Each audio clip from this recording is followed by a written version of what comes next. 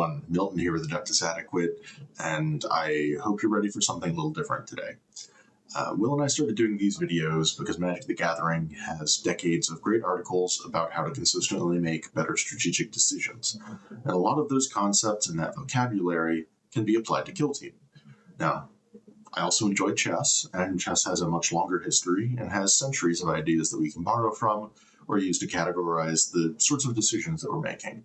So I'm working on a set of videos explaining some concepts from chess theory that I think about frequently and have found useful. As a disclaimer, while I enjoy chess and chess theory, I am only a decent chess player. I've done my best to research what I'm saying here, but if you're more experienced, if you disagree, or want to provide any additional information, please get into the comments and let me know. As always, I want these videos to be as useful as possible.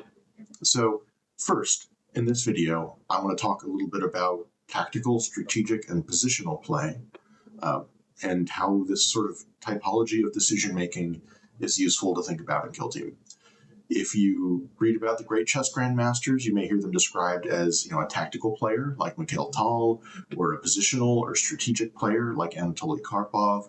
And the truth is that while different players may have a comfort zone playing a particular type of game, the greats are the greats because they can do it all at a very high level. And any competent Killteam player is already using elements of tactical, positional, and strategic play or decision-making, whether they use that vocabulary or not. But having the words to describe our decision-making process, I believe, makes it easier to analyze our results and to know why we're making a decision instead of just trying to get through a complicated line of play based on vibes alone. So this video is going to be some definitions, a brief overview, and I'm working on some videos that'll get into a little bit more detail with some examples from chess and from Killteam, since this is obviously kind of like a big topic here. All right, so tactical play. In chess, a tactic is a move or a short series of moves that threatens opposing material for an immediate advantage. This can be an advantage in material, to open up an opposing position, or just initiating a trade of pieces. And players that like to initiate trades and play an attacking style tend to be referred to as tactical players.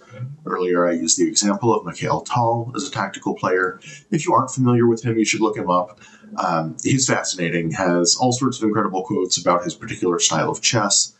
He wrote a memoir that's quite good. And he was great at calculating attacking lines of play involving sacrifices, getting people off of their preparation, and then finding the solution to novel positions. The most famous quote attributed to him illustrates his style as that, quote, "You have to drag your opponent into a deep, dark forest where 2 + 2 = 5, and the path leading out is only wide enough for one." Now, in many ways, tactical play is the type of play that most people learn naturally, since tactical puzzles are the most common method of improving your chess game. Tracking material left on the board is fairly intuitive, and as you play more games, you learn to recognize the patterns of the most common tactics in chess. And this isn't to say that there's anything wrong with being focused on tactical play. Mikhail Tal was a world champion, and there's a really famous quote attributed to the German grandmaster Richard Teichmann that chess is 99% tactics. And a player's ability to spot and counter various tactics is the most important factor in a player's relative strength. Now, if you look at most of the content that's online for Killteam and most competitive discussions of the game, I'd also say that 99% of Killteam is tactics. All of the discussions of damage breakpoints, ploys, when and how to use them, piece trading, or understanding what your opponent can use to threaten your models and how that impacts the odds of an attack being successful are all examples of tactical decision-making. The talk about scoring and tempo of a game would fall under a different heading, but tactics is really the nuts and bolts of how both chess and Killteam function. So, this is the most important level of play because if you can't make good tactical decisions, if you don't know, when it's appropriate to go for a piece trade or to go for an attack, your opponent will outtrade you, and no matter how good your strategic or positional game is, you won't have the resources to accomplish your goals.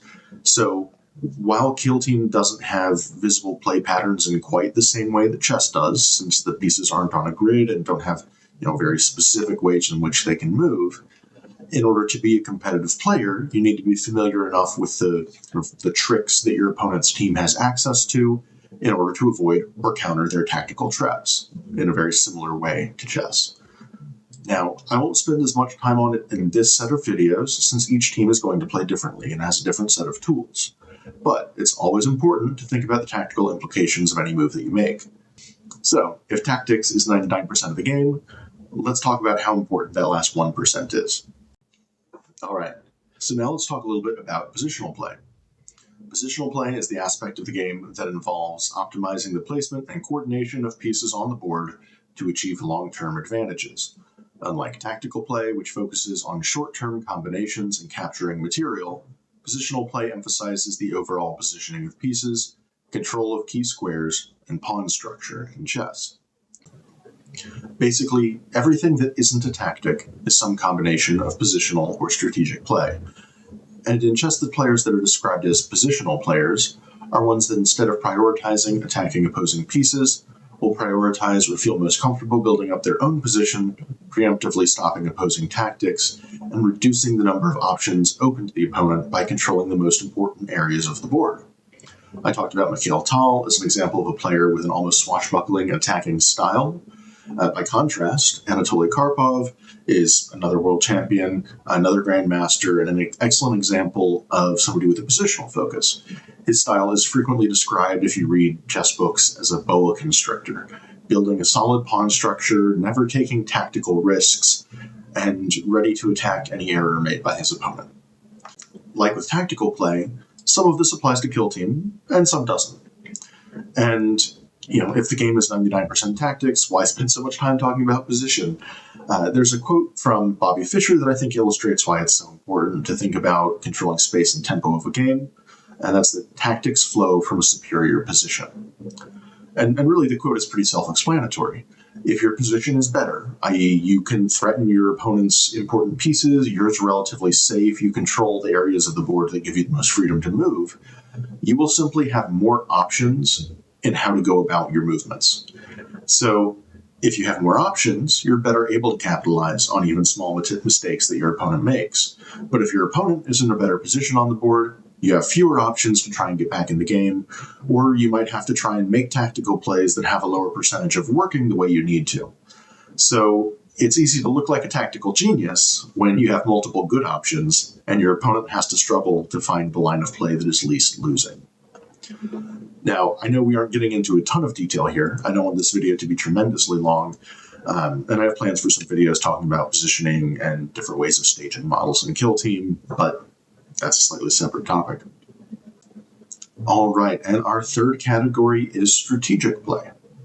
Now, strategic play is intrinsically tied with positional play, and is also focused on making sound plays to generate long-term advantage, and intentionally creating favorable imbalances. And that's the part that I really want to focus on here. If positional play can give you opportunities for useful tactics, strategy is understanding how to wring advantages out of your position. And in this, I think we have some really clear parallels in Killteam. A lot of chess positions start with creating defensible pawn structures. And if your pawns are controlling the dark squares of the board, the opposing dark squared bishop simply has a whole lot of traffic keeping it from attacking on the long diagonals that it most wants to. It just isn't as useful. But the opposing light squared bishop can cut right between your pawns and continue to threaten your pieces. So in a game where you have built a pawn structure on the dark squares, like in the example that I'll put up here, it might be useful to try and trade for that light squared opposing bishop to cut down on your opponent's ability to threaten your most important pieces. And we can see a really clear parallel to this in Killteam in a lot of matchups where you want to prioritize trading for specific pieces that can most easily penetrate your defenses. So, as examples, elite players are going to prioritize taking out enemy melt-a-guns because a horde team with no melt-a-gun is missing their best trading pieces. And then, the elite player can take a much more offensive position when the only thing left to shoot at them is las guns, right? Or in a matchup against something like Hearthkin Salvagers, a lot of people will try to trade for the jump pack warrior as early as possible, because without that longer range piece that's capable of making some really dynamic plays and getting multi-kills, the Salvager player just isn't really able to get double kills or threaten your home point without telegraphing it really far ahead of time because they're slower to get across the board. But trading for specific pieces isn't the only way that you can create a strategic imbalance. You can also do it by, say, pivoting hard to one side of the board to control a certain lane of the board in Killteam, leaving opposing models alive on one part of the board, defending space you have no intention of trying to take. You can also do this by using equipment to make it prohibitively expensive to move models to a certain area so you can easily control it. All these are examples of strategic play in Killteam. So I'm sure some of you are asking, well, what do I actually do with this? How can I use this information to win more games? Well, if you don't already consider long-term strategy or positioning in your games, the first step is to be aware of it. And, for newer players, that takes some doing. It can be hard to think about kind of multiple levels of play at once. And, when your opponent is activating a model, it's a good idea to try and spend a moment thinking about where on the board you can exert pressure and where your opponent can. If you get good at visualizing threat ranges, you'll start to avoid more positioning mistakes, and you can start to get a better feel for how the next turn of the game is going to turn out. Second, if you have a good understanding of what you're trying to accomplish, or how a game is going to play out from a certain position, you'll be better able to pick the tac ops or make the plays that help you win the game. And by keeping in mind the longer-term effects of the tactical play, you'll consistently win more games. See, every interaction where you have to roll dice in order to achieve something creates a risk, because there's always a risk that those dice won't cooperate. We've all been there. No matter how many rerolls you have, sometimes luck's just not on your side and something doesn't work. And, that's why we did a video talking about how important it is to be process-oriented and not results-oriented in your thinking if you really want to improve as a player. But if you can start to make better decisions consistently where the dice aren't involved, there's no risk. It's all upside.